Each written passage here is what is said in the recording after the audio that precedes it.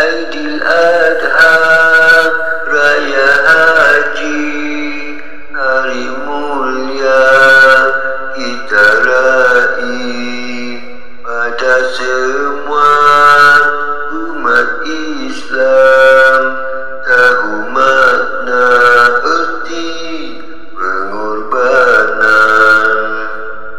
10 Zulhijjah di tahun Hijrah, Adam dan Hawa keluar dari syurga.